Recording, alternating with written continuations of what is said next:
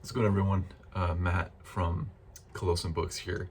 I switched up the camera angle because I felt like the last video was like giving me like Two-Face from Batman vibes. Like the whole half of my face was in shadows, so I switched it up a little bit. Brain picture still over there. Kind of looks not great. Maybe I'll hang it up here or something. Just needed it to not look like a Batman villain in this one. So I wanted to talk about the books I read in March. For me, great reading month. I read a total of 3.5 books. I say and a half because I kind of like finished a book. For me, that's really good. 3 books in a month is very good. And then I went and I watched some of your all videos, and I was like, oh man, you guys are quick, man. Yeah, 3 books for me is very good. Had a super busy month. Both real life stuff and work stuff are both just intense this month, especially with work wrapping up, finishing up my dissertation. I've got over the first major milestone in the writing this month, and as a result, I didn't have as much time to read as much as I wanted, but still got a good amount done. So I wanted to walk you through those books and then maybe talk about what I'm going to read next. So also I have, like, since I switched everything around, my normal, I have like a stand right here where like my books, like the book I'm reading, and like my plants go. So my orchid, I'm still not going to show him. He's shedding his winter weight and he looks great. He's losing his flowers right now. He's healthy, I promise. But I have this guy I think he's like almost a year and a half old or something, and he's gotten very tall. Succulents are so weird when they grow, because like when I bought him it was like this tall, but now he's just tall and handsome. Okay, the first book I read, I made a video on it, and by the way, thank you for all the nice comments on that video. Some really cool, thoughtful comments in there, which I really enjoyed reading and talking to you all about. First book I read was Giovanni's Room. I'm not going to go over all of my thoughts about it again because I have a half-hour long video talking about it. I was originally planning to read this book in like a week. Was not originally planning to deep read it, but oops, I did it anyway. Like you can see, well, I'm not going to show you, but there's writing on most of the, if not all the pages in here. This book blew me away. Really made me sad. I'm smiling, but it really made me sad reading it. It's tragedy in its most devastating sense. Beautifully written. I cannot recommend this book enough.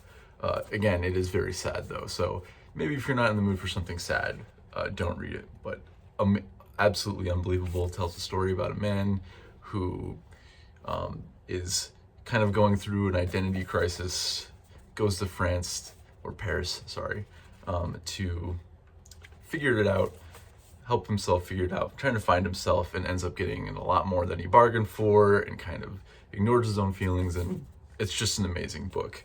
You need to go check this book out if you have the headspace to do it, because it's not a super fun book to read, though it is beautiful. Yeah, if you want to check it out, I did make a video on that one, kind of going really in depth on how I felt about it. It's spoiler free too, so if you haven't read it and you're not sure if you want to read it, go for it. Another thing I did, this isn't a book, but another thing I did is, like, when I pick up a new long book project, I pick up a new candle that I think will suit it. So I'll get to that later, but check this. I got this big ass candle on sale from Target. I'm just so pumped about it. I don't know why I'm bringing it out. I just saw it and I was like, oh man, I have to tell them about this. Super pumped about it. It smells so good. It smells very floral, which is what I was hoping for. Anyway, the next book I read was Something Wicked This Way Comes, because I read Giovanni's Room, and I was just so bummed out. That book really bums me out, man. And I ended up spending more time than I meant on it. I spent about 2 weeks on it. I thought I was going to finish it in like 5 days because it's like 150 pages, but I ended up really deep reading it and getting a lot out of it. And I was just very sad after I read it. So it's like, I need something that's a little bit more fun, a little bit more hopeful, maybe a little bit more optimistic. And my cousin loves Ray Bradbury, and I've talked about him before. I'm sure you all know him, but Man Carrying Thing has this in his list of 10 best favorite books or whatever, and he says it's very optimistic, very hopeful, very nostalgic. And I was like, I need something like that right now. I need something that's like a little bit of a, you know, a hug compared to Giovanni's Room, which was brutal, like emotionally brutal. So I picked this up. It's a bit longer. It's like, I didn't realize that there's like maybe 100 pages at the end of this thing of like critique and like kind of talks about the cultural impact of this book. But it's like a 280 page book.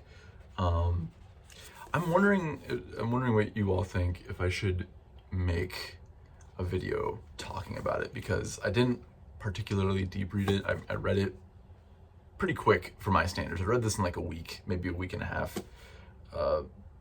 And I loved it. I thought it was amazing. I thought it was beautifully written. It's super poetic, super nostalgic. Tells the story of two friends who are born the day before and the day of Halloween rather, and then Halloween comes early this year, and a whole bunch of havoc ensues. And it's kind of their journey through that with their dad, or with one of the characters' dads. Super beautiful, super powerful book. Very like brought a lot of like nostalgic feelings, and it reminded me of back when I was a kid. Our local church used to do a big carnival for Halloween called Family Fun Night, and every year me and my friends would look forward to it and go on all the rides and play all the games and stuff. And just that feeling of like being a kid, having no responsibilities, and you know, that fall feeling where it's just starting to get a little cold out, you know. It just really resonated with me. And you know, there's some parts in this book that are pretty creepy, but it's just a really fun, really emotional, hopeful book. It's a book that's like, it's a feel good. It really is kind of like a feel good book at the end of the day, and explores these two characters' friendship and their fears, the fears of growing up, or you know, not growing up fast enough if you're one of the other characters. But I'm wondering if I should make a video on it, because I really did love it, but I feel a little bad making a video on a book I didn't deep read. I mean, I definitely have some thoughts on it, some insights that I think I took away from it, but probably wouldn't be as in depth as my other two videos I've made. Wondering what you guys think, so let me know in the comments, or if you've read this book and if you liked it. I loved this book. This book just really, by the end, it was very addicting. I finished the last like 100 pages in like 1 or 2 sittings, which again is fast for me. But you know, loved it. Wanted to recommend it to you guys if you're in the mood for something a little bit lighter, a little bit more fun, but still very beautifully written. Can't recommend enough Something Wicked This Way Comes, especially when you're in a bad mood. This book pretty easily changed my mood and was a good shift from Giovanni's Room.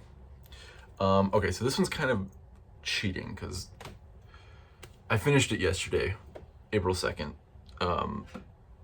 which would, you know, not technically March, but I did finish it, start it in March, so a day late, it's fine, right? I'm sure it's fine. If you don't agree, you can let me know. But Chronicles of a Death Foretold by Gabriel Garcia Marquez. Sorry about my pronunciation. But this was like a fun little book. I know I made a video earlier that was all the books I plan to read in spring, and this one was not on it where the other ones were. I found this Barnes & Noble. I had read a lot of reviews and a lot of I guess not reviews, but recommendations for this book. And you know what? I'm glad I read it. It was really fast. This one I actually read in like 3 sittings. It's 120 pages. It's written very straightforward.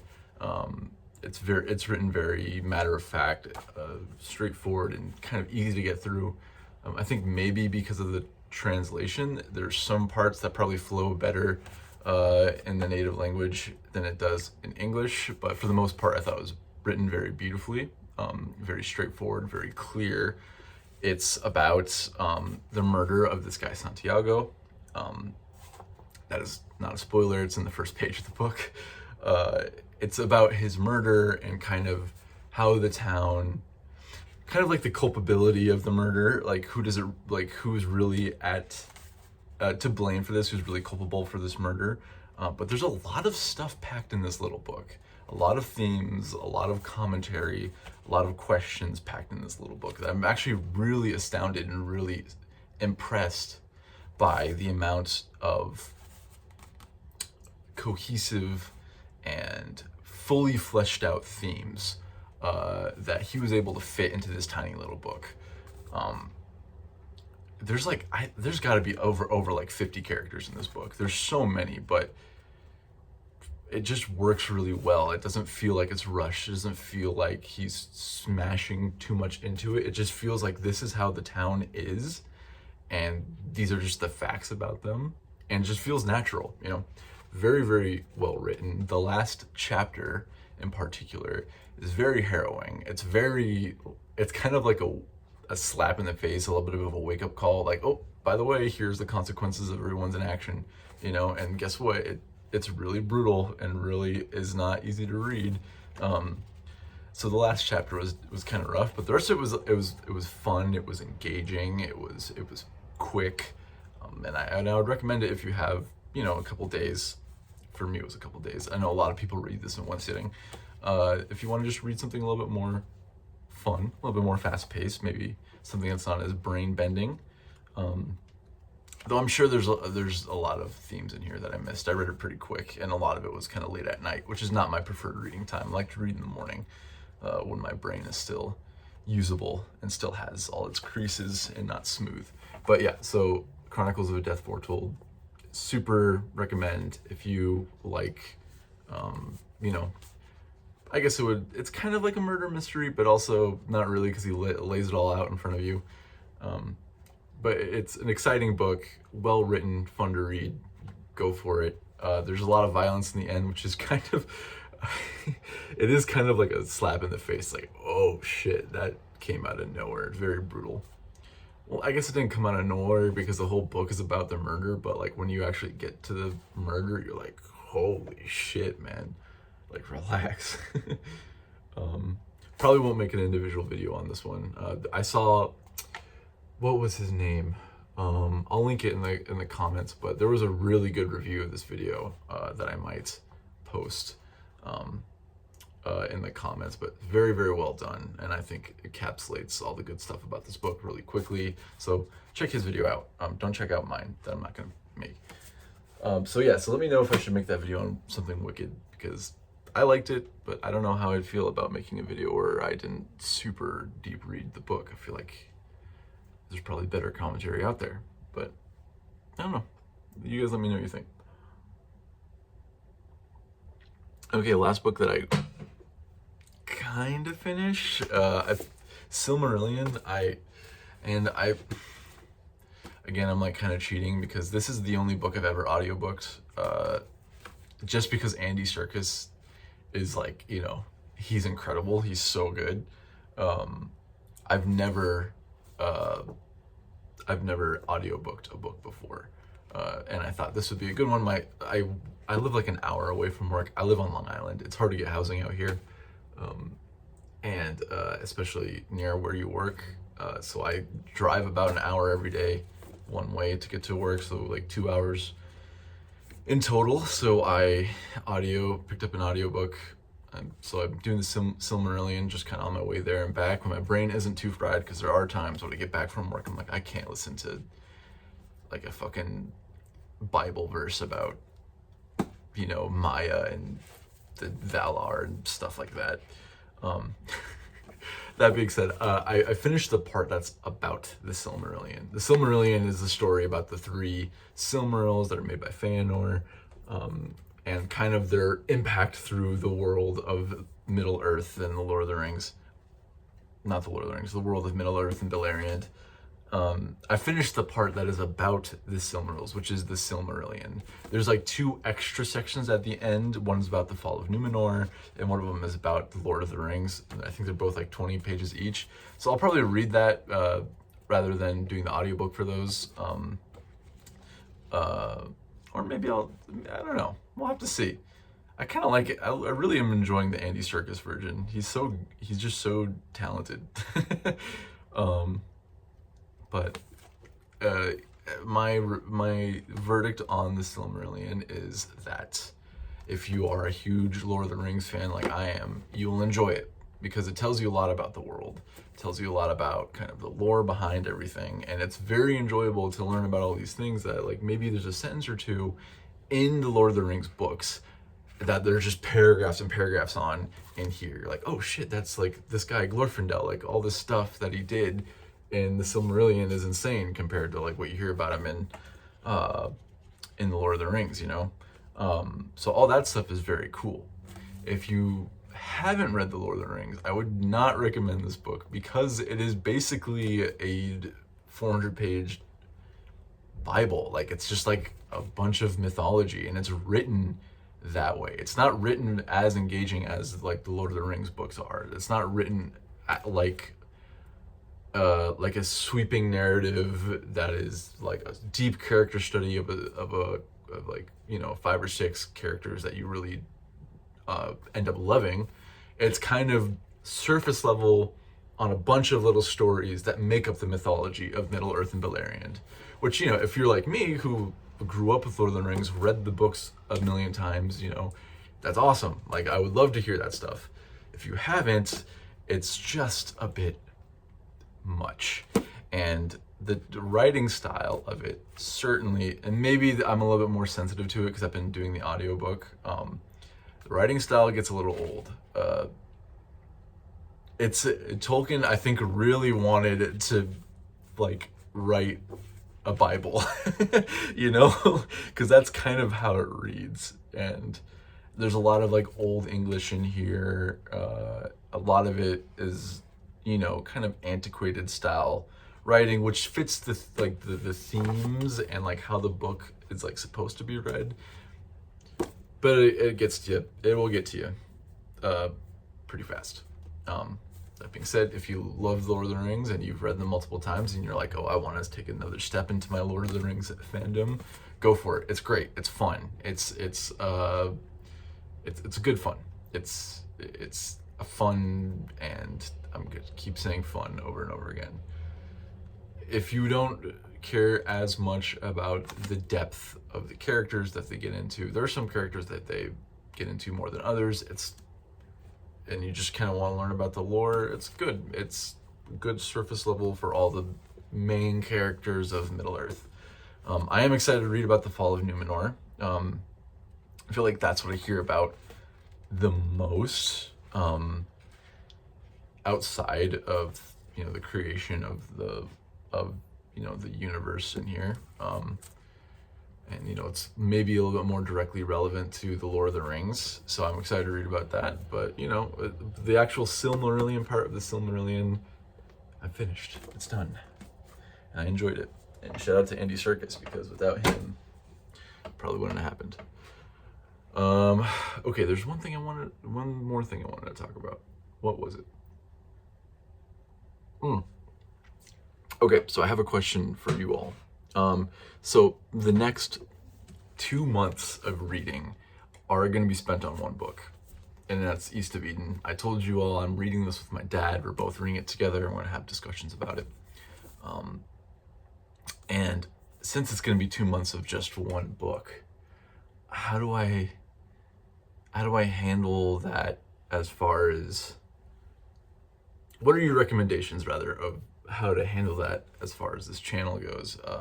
I don't want to just disappear for 2 months. I could make that video about something wicked, but but that's like one video over 2 months, you know, just doesn't seem right. I'll definitely make a video about this one when I'm done.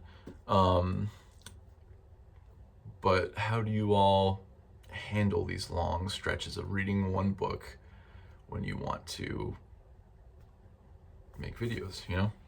I was thinking maybe I could do like section by section videos, like what did I think about these sections I've been reading. I read the first 200 pages, here's what I thought, you know, but it's a 600-page book. You know, I promised myself I'd deep read it. I started it this morning, by the way. And I want to, you know, stick to that, but also have something up for you guys in the meantime. So what would be your recommendations? I see some people do like long book vlog style videos where they'll like chronicle every couple 20-30 pages, they'll chronicle their thoughts on it. I'm open to doing that. I don't know if that's what you all are interested in, but some advice would be helpful. Yeah. Anyway, thanks for sticking by. Thanks for hanging out. It's kind of rainy and gloomy out here on Long Island right now. So I hope you're all staying dry, and I hope that, you know, the rest of the week goes by nice and easy for you. And if you celebrated Easter, happy Easter. Hope you enjoyed it. I had a big meal with my family and my girlfriend, and it was a good time. If you don't enjoy Easter, if you don't, well, I guess enjoy, but if you don't celebrate Easter, I hope you had a good weekend, and I hope this next weekend is good for you too. Okay, so yeah, leave a comment. Let me know what to do about this next 2 months of reading. I'm gonna get back to East of Eden, and I will see you all hopefully soon.